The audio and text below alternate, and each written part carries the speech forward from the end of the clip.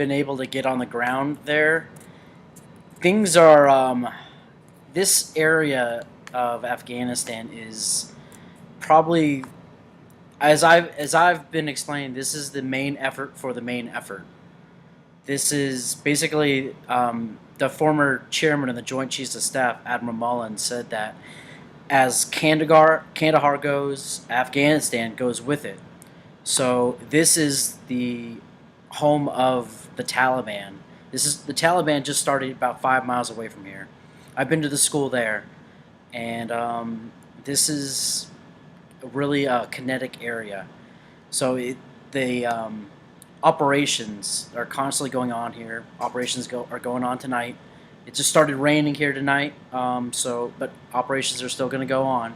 So it's hard for me to move around, but I'm working and coordinating with the units out here, the battalions and the companies, and trying to get out there. But it's kind of tough to move around here sometimes, just because security and keeping the people safe, the locals safe, that takes priority over everything. I mean, I've been in their shoes before, so I understand.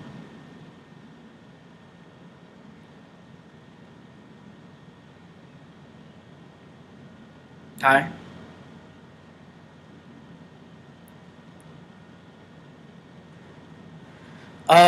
Every day is, the problem with any kind of combat area after being here for, a couple weeks is that things kind of get monotonous and whatnot. You go basically in a nine, for a tour over here. There's basically, it gets broken down to thirds. Basically, for a 9 month tour, which all tours are going to start being over here. You have 3 months of building up where you learn everything.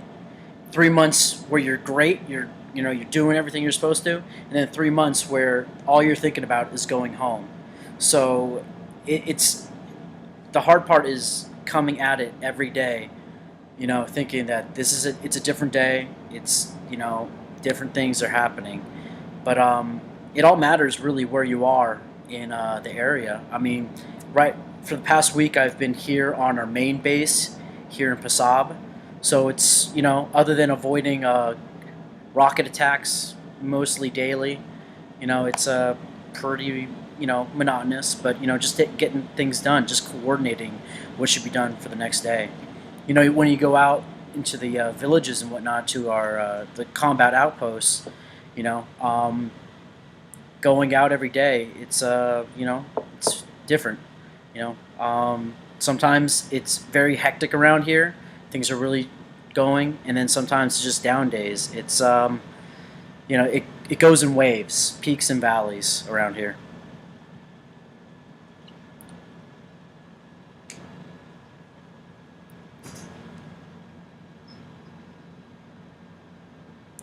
The children, they love soccer. I mean, this is all football out here. Is all soccer out here. But all I've noticed that a lot of the Afghan National Army, they like playing volleyball. They play volleyball constantly.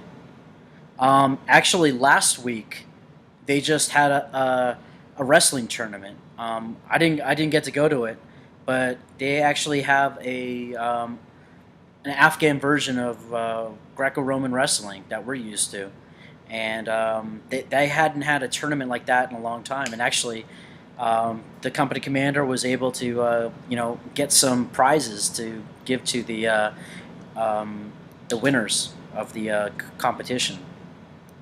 So, yeah, I mean, it's different sports. I mean, sports that you guys are all familiar with, but just not the regular ones that we play every day over there.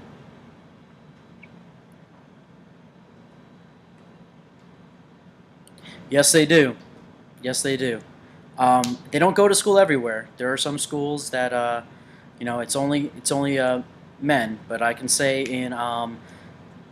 there are some camps, internally displaced people's camps, and for them, I mean, I've been to their shuras, where they have elected officials that come and speak for the different camps, and the main thing that they always start off with the whole shura is education, education, education, because they know that's a way out of this internal refugee camp that they have.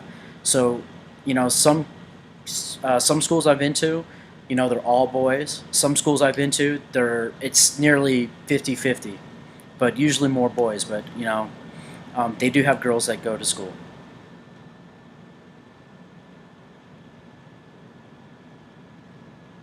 Well, unfortunately, this is a very Kandahar, southern Afghanistan is very rural, um, very traditional.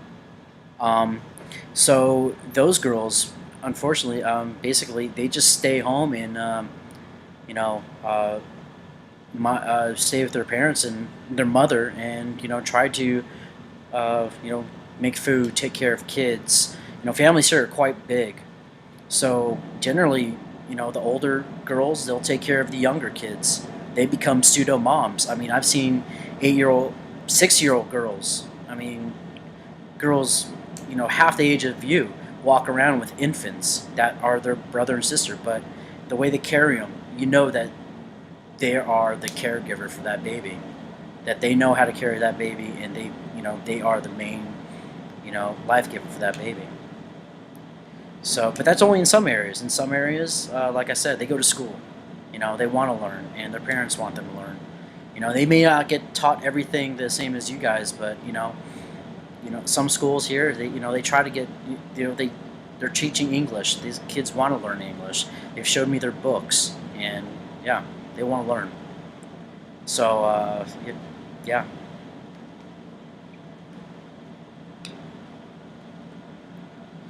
School year lasts, as I understand it, probably about the same as we're used to. But the school, about September to May, around there. But the school days are very, very short. They go to school maybe about 8 o'clock in the morning, and by 11, they're done for the day. So it's a very short school day for them.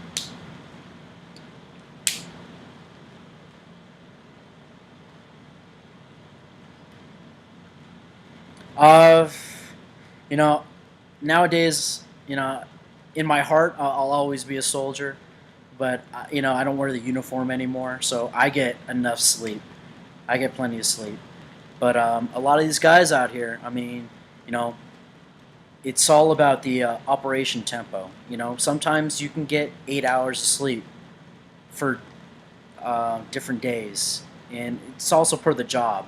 Sometimes you get 4 hours of sleep, and you just have to, drink a lot of coffee or tea and just get some chewing gum to stay awake.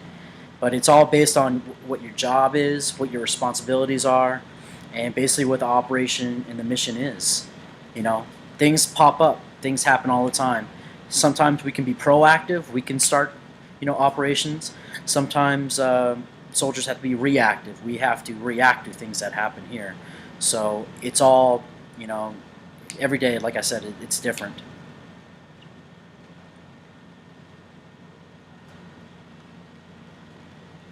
Well, today, I'm in as a civilian here.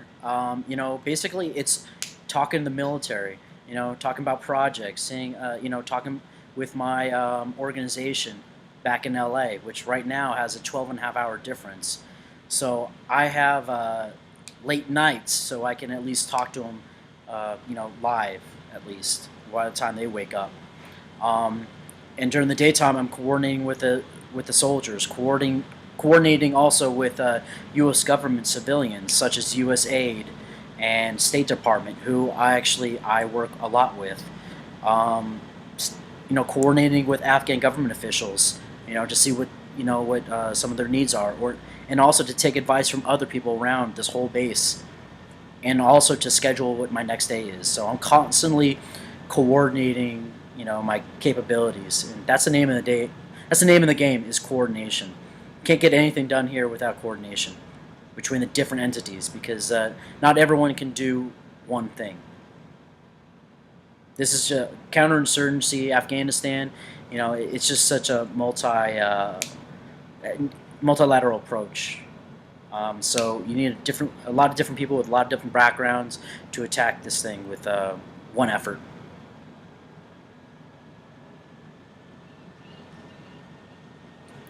Please.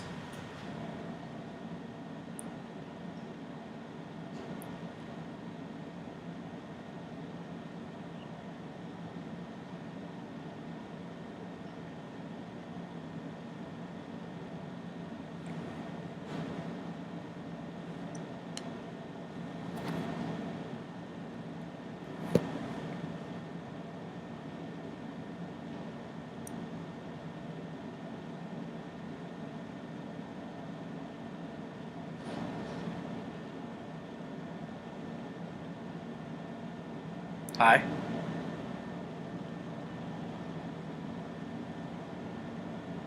Well, I can say that actually last night, well, actually right now it's Eid al-Adha. It's the big feast here. It's a holiday that is very important in the Islamic tradition, is in Muslim religion, and we actually yesterday had a barbecue of lamb and sheep, and I the day before I'm pretty sure I saw those sheep walking, so it's lamb and sheep and just rice and naan bread, basically a round bread. If you've ever eaten Indian food, I mean it's the same, basically the same bread, but it's very very good. It's very simple. Meat is a delicacy here. People don't have meat every day. It's usually rice, what few vegetables they have, usually tomatoes and zucchini and bread. Meat is for special days like Eid, which I was able to actually witness yesterday too, because actually some of the interpreters, they had a little Eid celebration where they sang traditional Pashto songs, and it was really great. But as a soldier, my meals are actually probably the same as you guys. Just American food. They want us to feel you know, as close to home as possible, and one way is through our stomachs. So, yeah, for soldiers, it's American food, but truthfully, the Afghan food is delicious here. Whenever I have the chance to eat Afghan food, I will pick Afghan food over the meals at the dining facility, or DFAC as we call it here.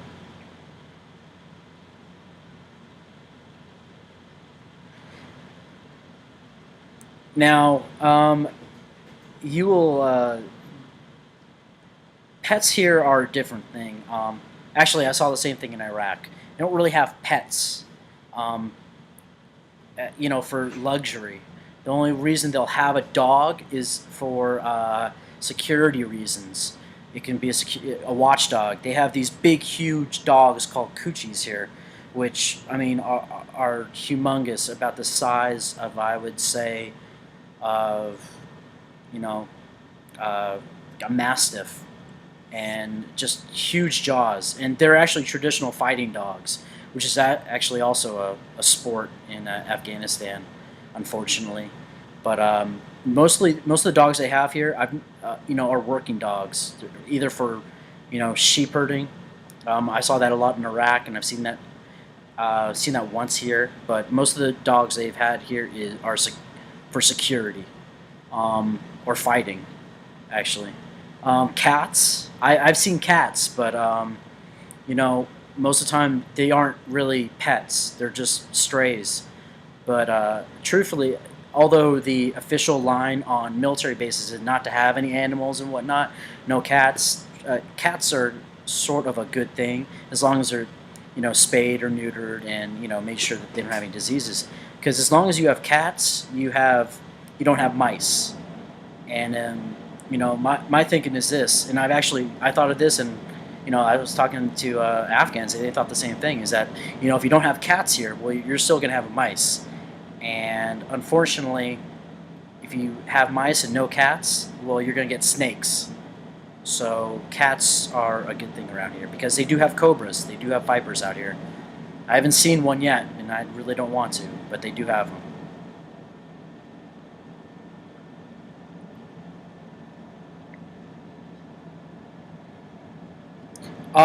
You know, the boys, they'll wear the shalwar kameez, the basically the long tunic and the long flowery pants.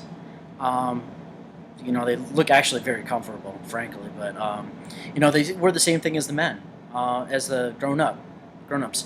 The women, they'll no, they'll wear just you know long dresses and a shawl, to cover their faces.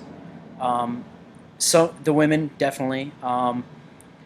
And some girls, younger girls, they won't have to wear the shawl yet because they're still girls. Once they reach a certain age, that's when they have to start wearing it. But even then, I've seen some rebels not wear it. No, some 8-year-old girls, and but it's just usually a traditional dress out here.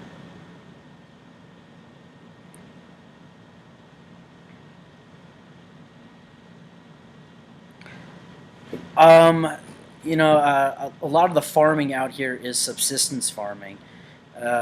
That's actually one of the problems that we've come across. Is it's just irrigation. The traditional farming techniques that they use is just not as efficient as we're used to in the states, such as irrigation. Water is a huge problem here, just because it's so inefficiently used. So not everyone has the ability to have it.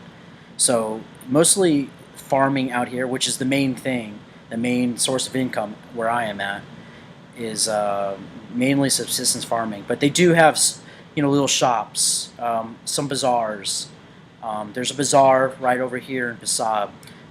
Last week, about 2 weeks ago, I was in Atal, and they have a huge bazaar, and you can buy food from there as well. Most of the time, it's what you grow is what you eat.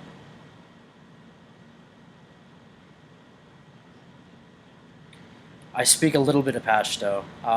Most of the kids and most of the men, when I'm out and about, they think I'm a translator. So most of the time they'll speak to me in Pashto. Just because I'm darker skinned and I take a tan real well, and you know I'm a civilian walking around with military guys. I don't carry a rifle when I'm out. And I just wear my body armor and my helmet, and they think I'm a translator, so I don't speak as much Pashto as I would like. I feel really bad. I'm a visitor in this country, and I can't even speak their language quite as well as many of these people here can speak English.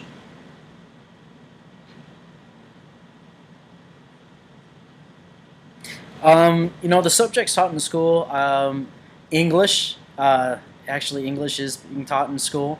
And the kids and the parents, especially the parents, that is one of the biggest things they want their kids to learn is English. It's not any other language. It's not Arabic. It's not Farsi. It's not Russian. It's English they want them to learn. Mathematics, and just simple subjects. Like I said, they don't spend that much time in school, so they just learn reading, writing, and arithmetic.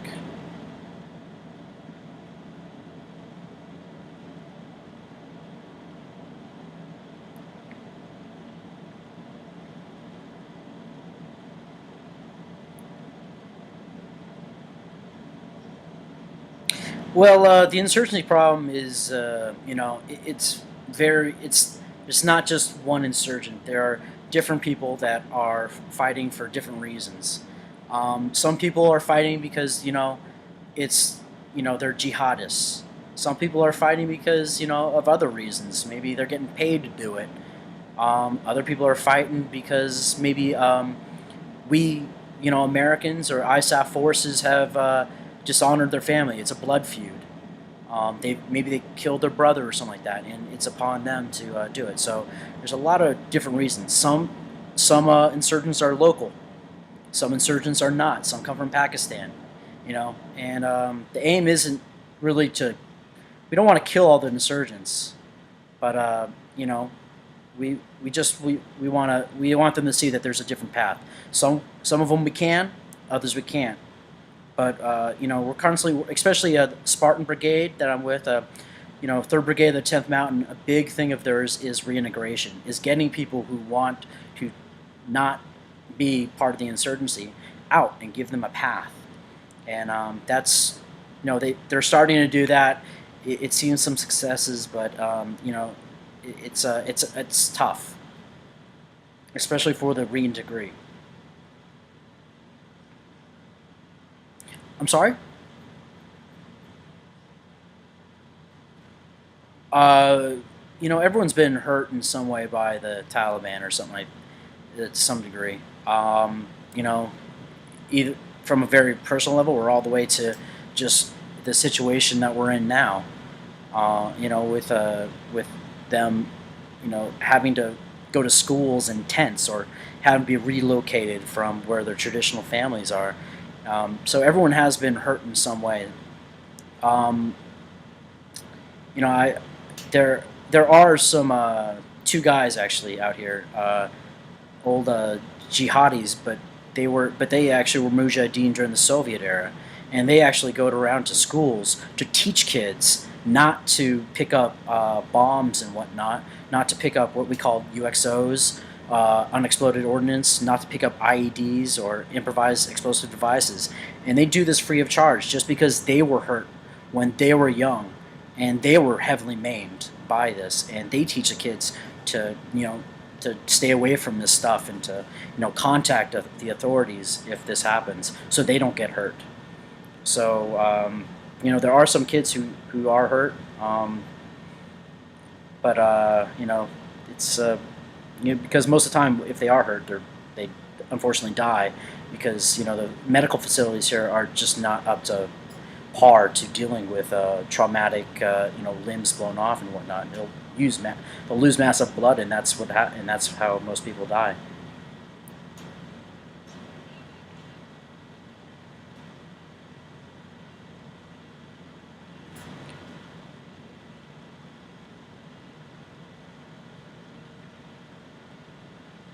Well, I can say that schools in this whole district of Zari have started recently, and that was a major push by the brigade here is to start schools, start schools, start schools. Um, and it was done in coordination with the locals who wanted these schools. Some schools are in actual hard buildings, such as in Baggy Pool or Sanjare, and some schools aren't. Some schools are just in tents, such as in other areas like the Zari Dash IDP camps I mentioned before, and also in Sangsar. Um, but and then you go to Maiwan province, and they have a huge school, a school that reminds me of schools in Southern California or even in Arizona. I mean, just yeah, it's just been a major push by the government, the people, because they want schools. They want their kids to not just run around and be wild all the time, and actually get an education, and also through the ISAF.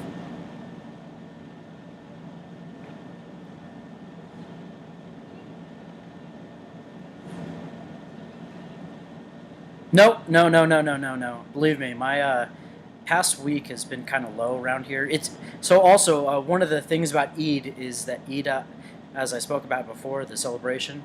Um, this whole week, the locals take off. It's basically they this is their vacation time. So I haven't been able to do a lot just because I coordinate with a lot with Afghans, and just like the military does.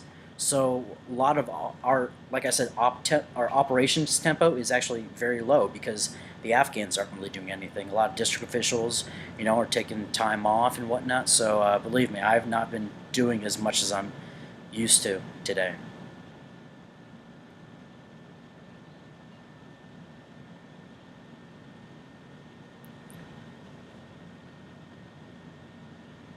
No problem.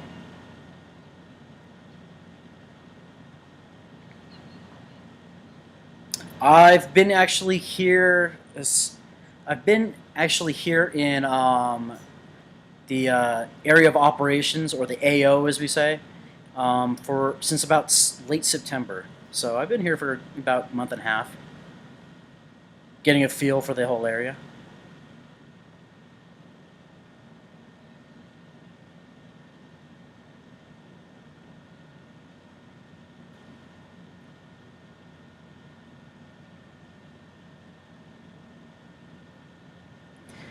You know, I have gone on these basically sensing missions.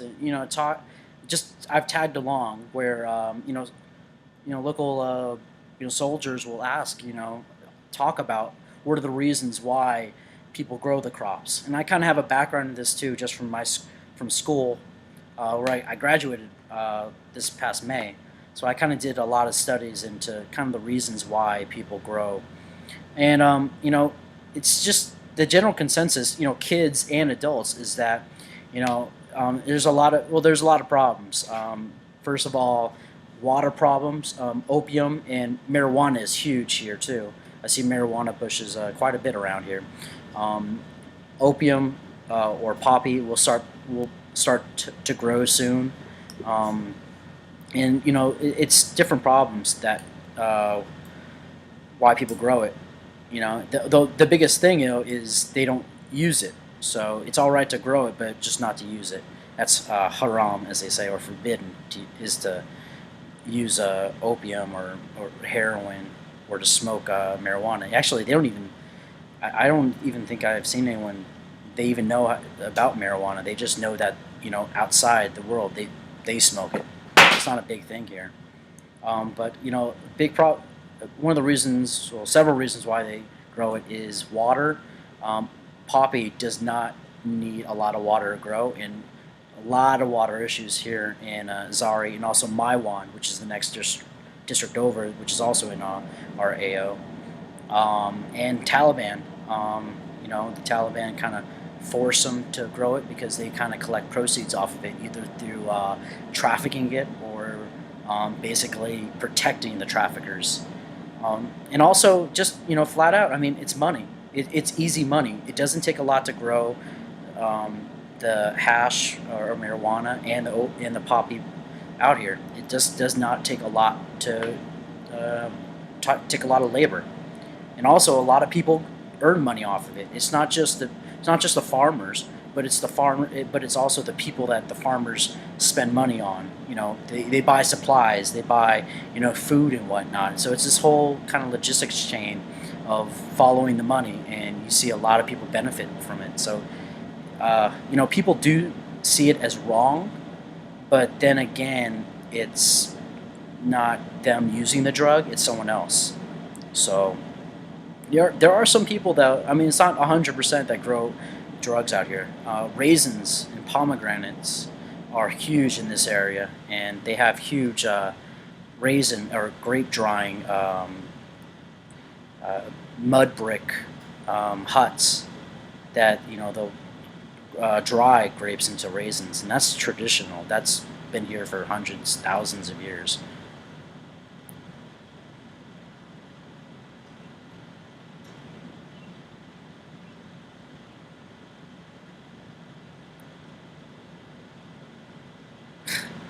For fun and entertainment, the kids usually, they'll try to, ask the soldiers and whatnot for candy and for other gifts, pens or kalams. They just want pens a lot of times. Or they'll take candy, but a lot of times they ask for pens. Just to draw, just to do anything. I mean, even paper. They don't even have paper to draw on. Um, so a lot of time, in the soldiers, individually they'll come back and watch movies and whatnot. There's not a whole lot to do. They'll, wait in line to use the internet. But kids, they just, there's not a lot for them. They don't have video games or TVs or, electricity is even, the ultimate luxury. A couple hours maybe they have it. So most of the time they'll just go out and kind of get in trouble, you know, and that's kind of like the downward spiral. You get bored and you may want to cause some trouble just to do something, and that's how some kids get wrapped up into insurgency.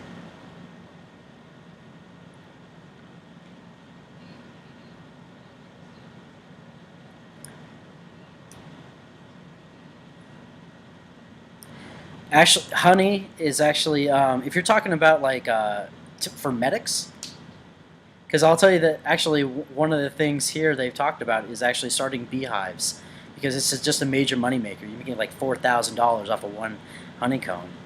So actually, that's what the USDA rep here has actually mentioned about, is actually starting beehives here.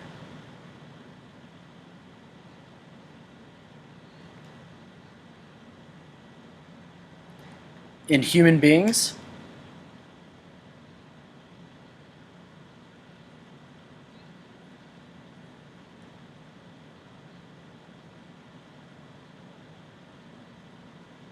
Well, I think you need to talk to the Surgeon General of the United States and send some more honey down here.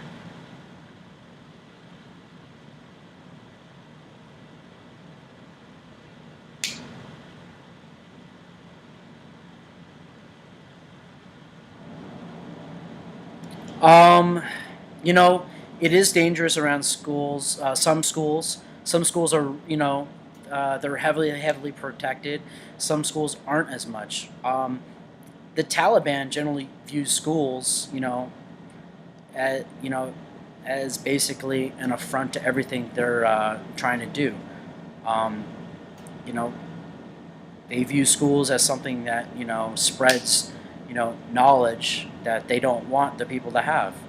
They're fine with madrasas and whatnot, but not with regular schools. So that's yeah. Some schools are dangerous. It's all per the area.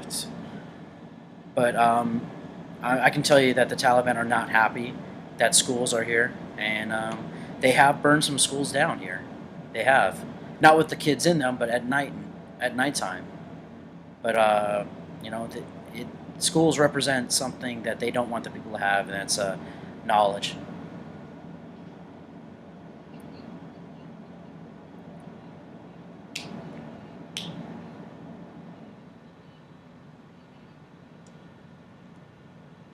Oh yeah, definitely. I mean, you can just Rachel. She has my address, so you guys can just mail it to me out here.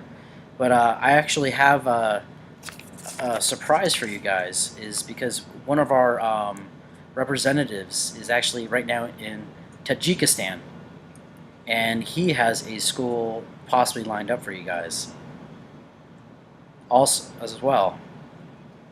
So the school, he said it's a school in a mountain village school, and actually Tajikistan is where we do have a military resupply point. It's where a lot of supplies come in through to Afghanistan, and civil affairs teams, that they actually are doing stuff in around the area to spread help the people there. So the school is called Lozerk. It's actually in the town of Lozerk. It's spelled Lozirk.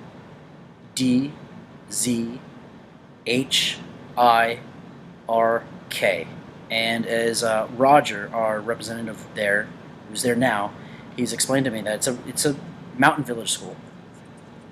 So as in addition to an Afghan school, you guys can hopefully meet a Tajik school.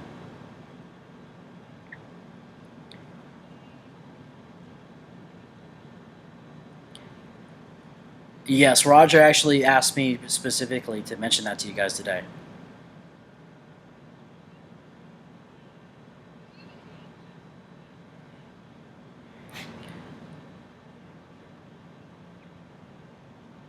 Yeah, yeah, it's yeah, things are difficult because you know just the operations going on, and it takes a lot of coordination between a lot of people to get these going. You know,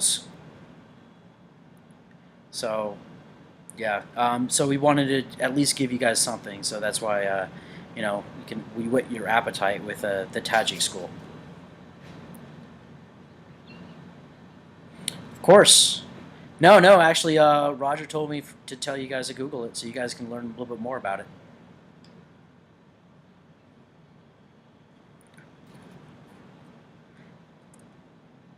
Look, yeah, Ladzurk. I'm not sure if it. As I understand it, yeah. And you guys can Google it to find out where it is exactly in Tajikistan. Tajik Tajikistan. Tajikistan. I'm sorry. It's directly. Yeah, Tajikistan is directly north of Afghanistan. They share a small border, and there's a resupply point, an Air Force resupply point that a lot of supplies for you know Afghanistan come through. All the way to down here. So yeah, he's down there and seeing how we can help, how Spirit of American can help over there. So in the meantime, he also thought we could set up a VTC out there as well.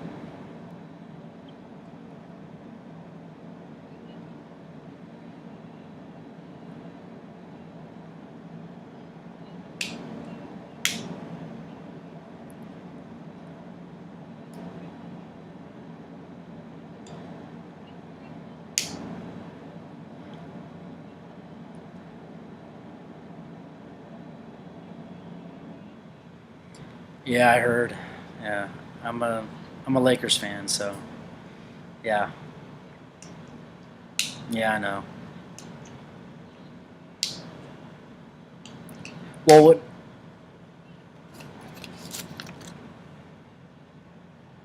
yeah, no, it was something I wanted to do as well when Rachel mentioned it to me. I was all aboard. I feel kind of bad that things are taking so long. So, hopefully we can do this again.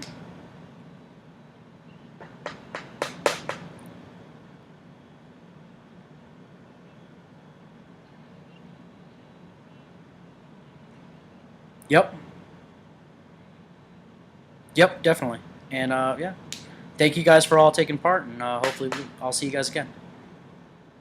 All right.